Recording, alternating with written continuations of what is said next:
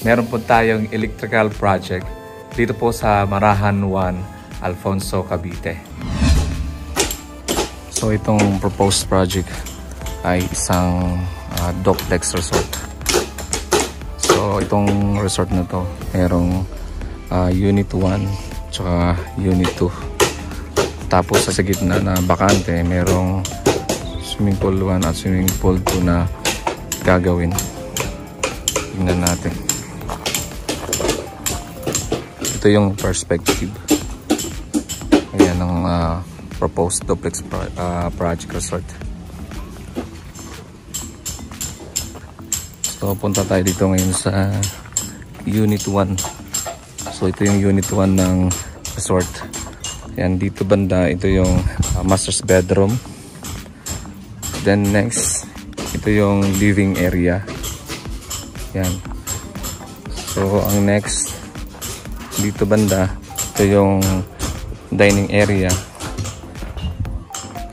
Tapos ito naman ang kitchen area. Tapos meron ditong bedroom 1. Ayan. Yung mga gawa ngayon, bro. Ayan. Ito yung bedroom 1 ng Unit 1. Diyan may CR dyan. So sa bawat unit may dalawang bedroom. Bedroom 1, tapos yun ang bedroom 2.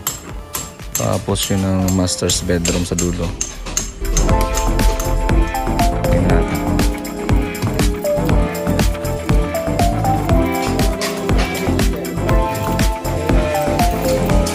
Bedroom 2. Ito tayo sa Unit 2. So yan yung Unit 2.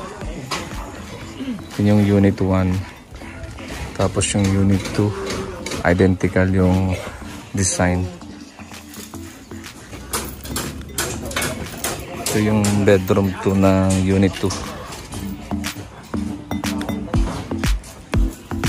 Ayan. Tapos pasok tayo dito.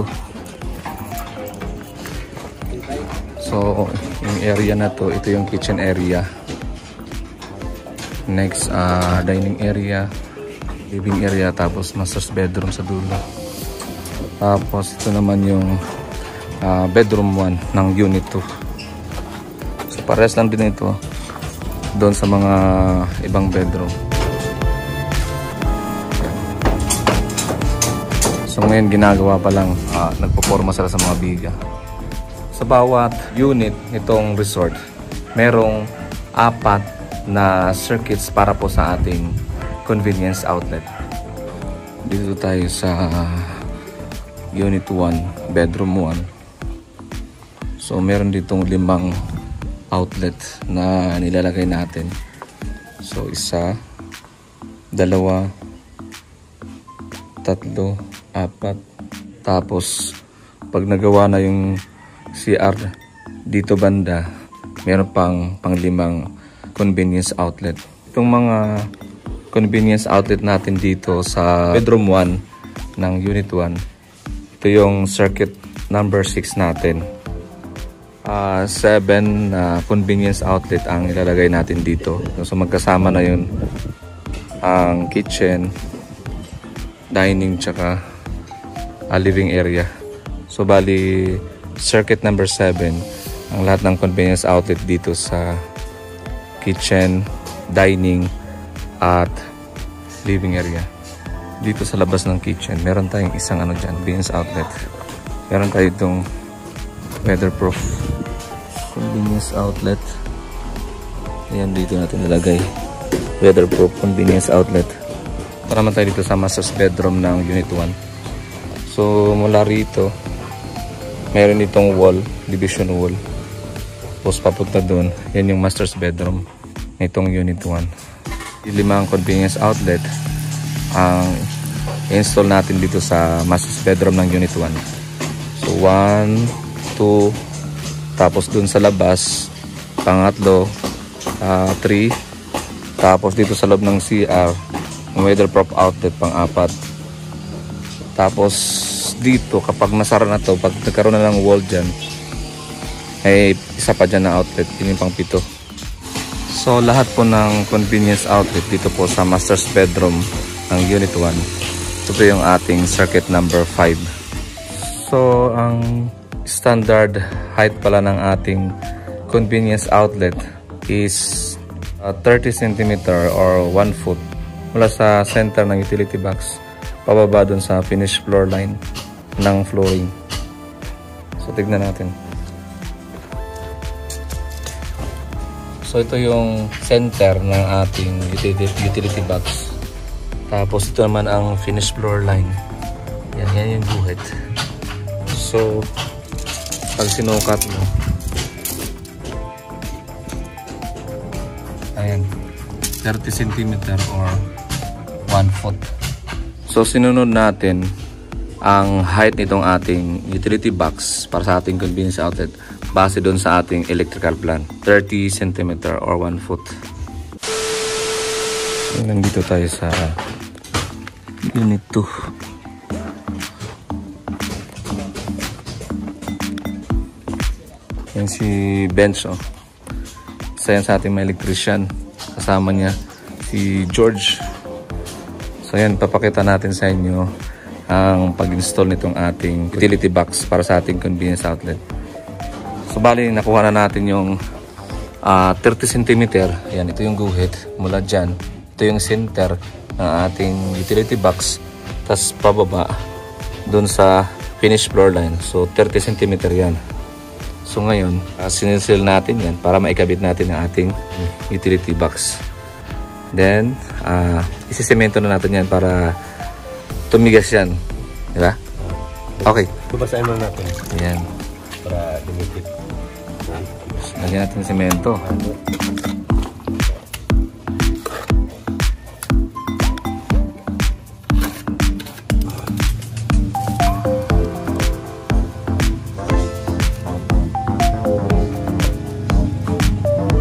So, yan makikita natin, ito yung guhit.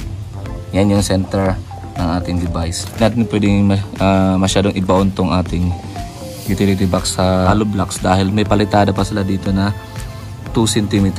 Ilalabas natin siya mga 1.5 cm para hindi lubog na lubog yung ating utility box.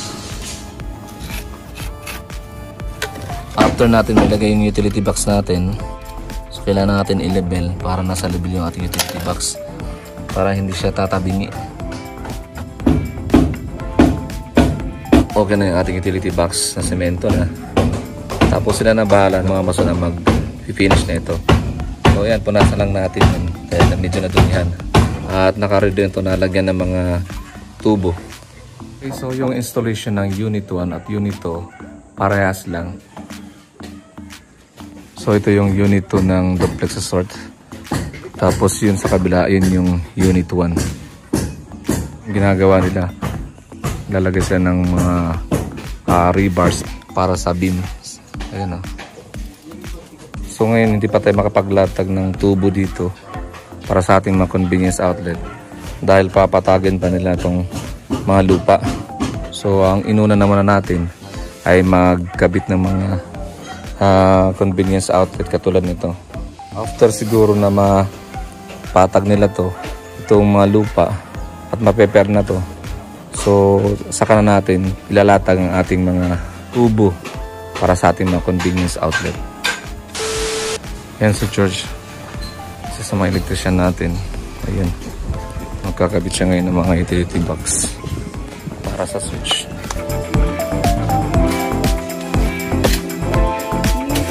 Okay na yan, George? Ha? Isisili na lang po. Ayan, ito yung switch natin. Pupunta naman tayo dito sa bedroom number 2 sa unit 1. Ayan. So, ayan, nakakabit na yung mga utility box para sa ating mga convenience outlet. 5 piraso ang ikakabit natin dito sa bedroom number 2 ng unit 1.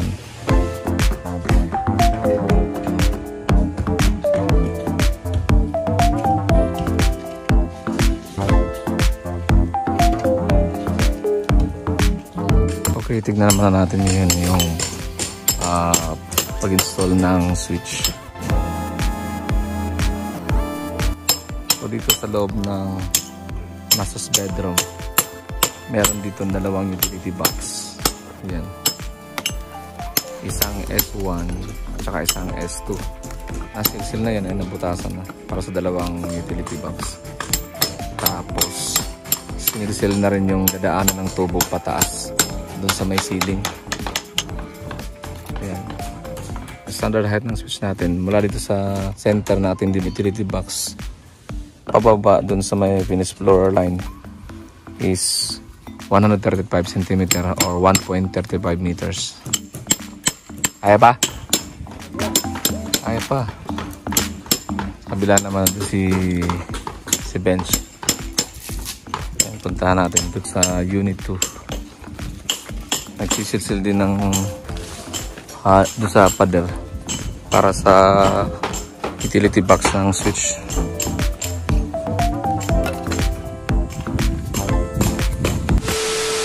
Sa labas ng ating unit, meron tayo ditong mga ilaw na kakabit, mga pinland. So naglagay tayo dito ng switch para sa ilaw ng hallway. So bali dalawa to, isa sa dulo rin meron.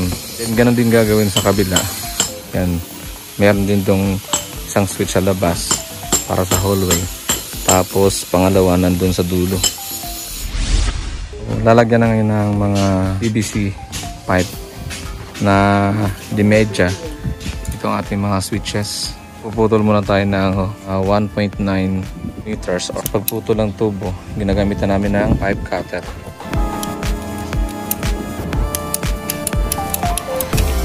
Yun, talim ha. Ayos ha. Legit ka.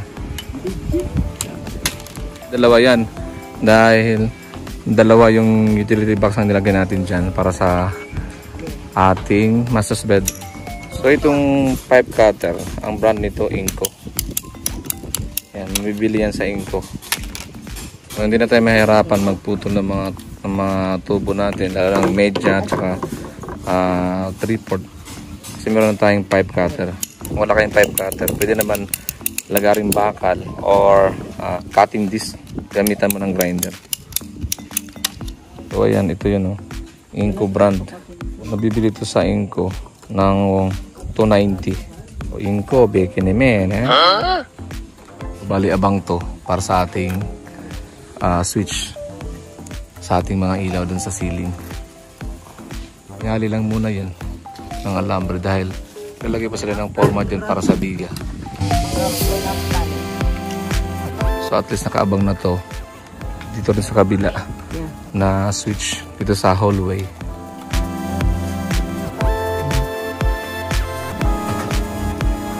Yan. Tapos mamaya yun din sa kabilang side sa may unit 2. So ito pala yung mga electrical PVC pipe conduit na gagamitin natin dito sa project. So ang brand nito is Neltex. Ayan, Neltex. Ito na rin, Neltex. So ito 1.5 inches. Tapos ito rin Neltex, puro mga 1/2 size to. Kasi ito naman dahil naubusan na yung supplier natin, so ito Royo, pero okay naman to, 3/4 size ito. So lahat ng mga gagamitin natin ng tubo rito is mga PVC pipe para sa ating conduit. Hindi tayo dito gagamit ng flexible hose para mas matibay. Okay, nag-install na rin ng switch para sa ilaw ng kitchen, dining area. 3-gang switch ang ilalagay natin dyan. Sinisil muna para mabaw natin ang ating utility box para sa ating switch. Okay.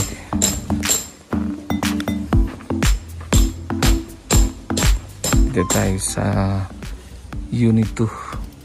So checkin natin kung na-install na yung mga convenience outlet. Dito tayo sa bedroom 1 ng unit 2.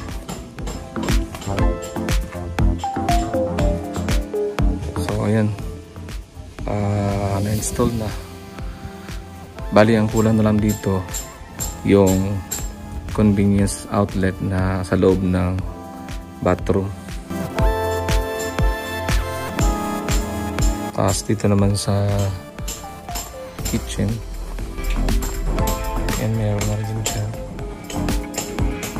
Tapos dito sa may side na to. Tapos dito tayo sa may dining.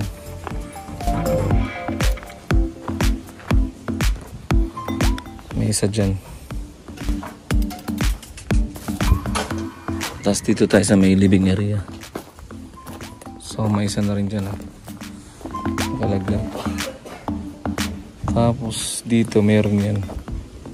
May nakalagay dito na outlet kapag ka nakabit na yung wall dito sa twin master's bedroom at living area. Ito yung master's bedroom. Check natin. Mayroon na rin mga convenience outlet. Banda sa may bathroom, mayroon pang isang convenience outlet dyan.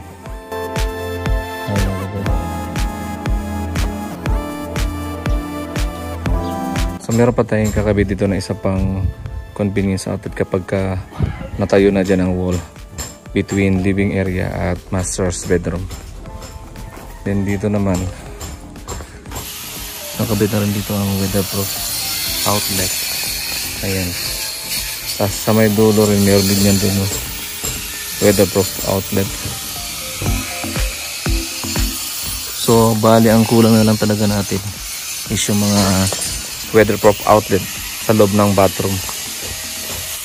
And then kapag naayos na to, napatag na tong mga lupa na to, pwede na tayo makapag layout ng mga PVC pipe para sa ating convenience outlet.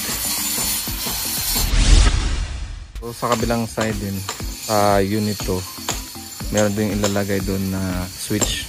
Kaparehas din ito kasi identical naman. So yun yung ginagawa ni Benz ngayon doon sa kabilang side.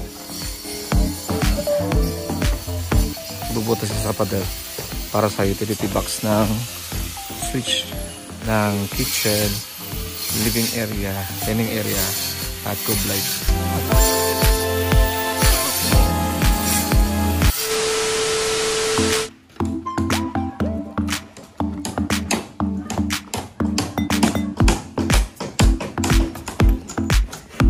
Yan, nandito tayo sa bedroom 1 ng unit 1.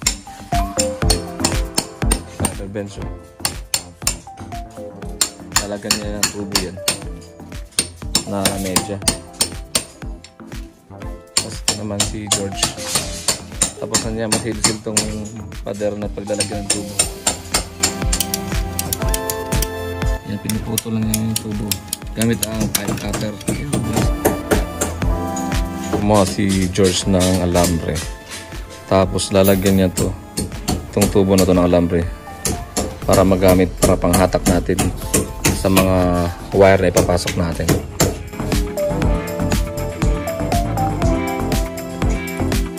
Yan, nalagyan na rin ni Benz ng tubo itong dalawang utility box.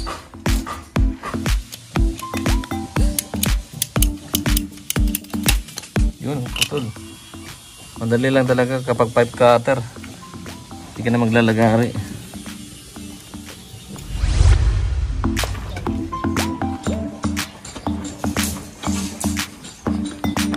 Nilagyan na rin ni George ng tubo itong dalawang utility box sa may master's bedroom sa unit 1. Nalagyan mo na ba ng ano? Alambre, George? Ito po. Ito.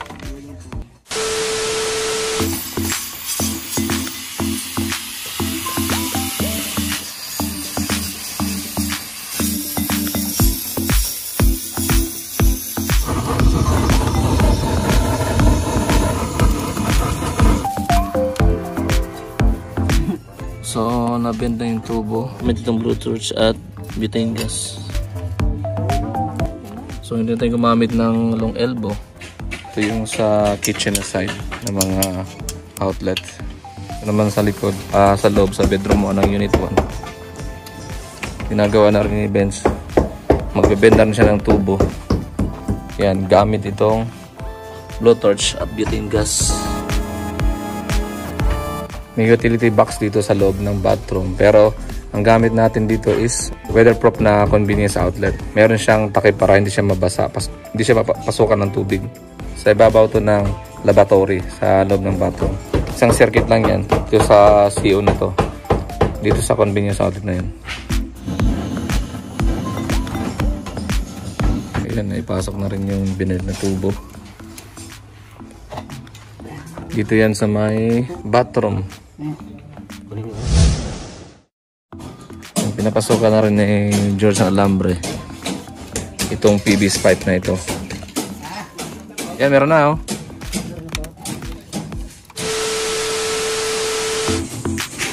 Good morning everyone. Yan, pasok tayo sa bedroom 1 ng unit 1. So ang ginagawa na ngayon ni Bench, nilagyan na ng utility box dyan sa may taas para yan sa ating water heater na outlet. Bali, doon natin paladaanin yung tubo na yan sa taas. Yan ay SPO or special power outlet. So bali solo lang yan, isang circuit din yan, papuntang panel board. So bali kompleto na tayo dito sa bedroom 1 ng unit 1.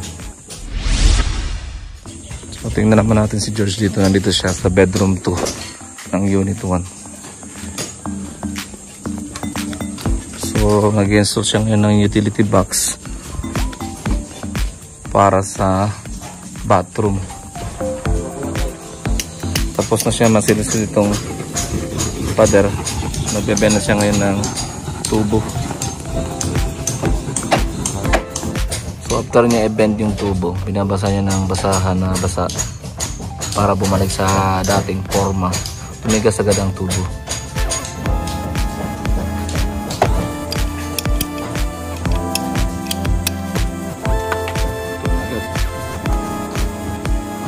Yan, kinakalangan ng pako itong tubo para hindi matanggal dito sa hollow blocks.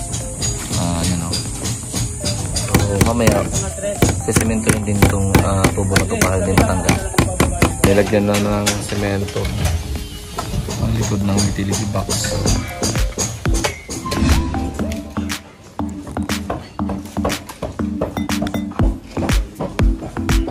So ang ginagawa ngayon ni Bench, nilisilan niya yung pader para sa outlet ng ating water heater dito po sa bedroom 2 ng unit 1.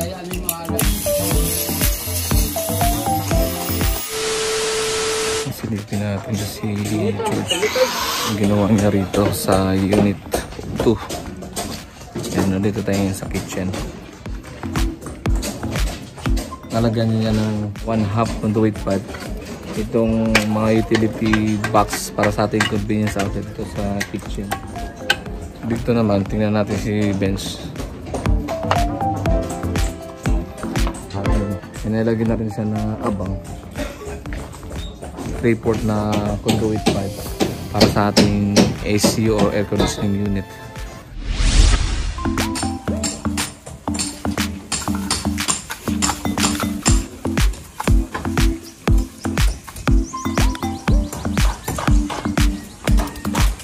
So ngayon, lalagyan na ni George ng outlet para sa bathroom nitong bedroom 2 dito sa unit 2. Natapos yan, so i-connect yan doon sa outlet na yun. Isang circuit lang yan sila, kasama tong dito tsaka yun nandun. Natapos na ni Bench lagyan ng abang na 3/4 conduit pipe para sa aircon, papasok doon sa may biga pataas. So doon naman siya ngayon sa may unit 1. Tingnan natin. Ang nilalagyan niya abang dito is para sa ating aircon na 2 horsepower. Dito yan sa may dining area. Bali 3/4 na conduit pipe ang ilalagay natin dyan para sa ating ACU ng dining, living, tsaka kitchen. Punta naman tayo dito sa bedroom 2 ng unit 2. tinatabas na tong pagdadaanan ng tubo. Tapos sisilsilin yan. Tapos lalagyan ng tubo to na media. Pag connect itong dalawang outlet na to. Dahil ano, isang circuit lang yan eh. Tapos itong outlet na sa bathroom. So magkasama yan. Ayan. Tignan mo. Halikabukan na. Ganun ba may electrician? Halikabukan. Ayan, kasama yan sa trabaho, di ba? Bench naman rin. Sinisilsil niya yung daanan ng tubo papuntang water heater sa bedroom 2 ng unit 1. Okay, so proceed tayo. Dito naman tayo sa may dining area. So ito po pala, may nakabang na ng mga tubo para sa ating panel board. Hindi pa natin may kabit ang panel board dahil wala pang bubong. Ayan o, wala pang bubong. Makakapitan natin kapag may bubong na para hindi mabasa ang ating panel board. So dito tayo sa dining. Yan, may switch na rin para sa ating dining, kitchen. Yan. Tapos mayroon ditong outlet sa dining area. Tapos dito may nakabang na tubo para sa atin yung air conditioning unit na ilalagay dito. So yun ang power supply niya. Dito tayo sa may living area. Yan, meron na rin no, nakabang na outlet. Tapos dito, aantayin na lang natin na magkaroon to ng wall or division para sa ating master's bedroom. Ganon din sa kabila. Nangyari na yon, nandun yung switch at sa aircon ng master's bedroom at dalawang outlet. Sa master's bedroom, meron ng dalawang utility box para sa switch. Ayan. Meron na ring dalawang outlet. Yan, nakakonect na yan. So dito yung bathroom.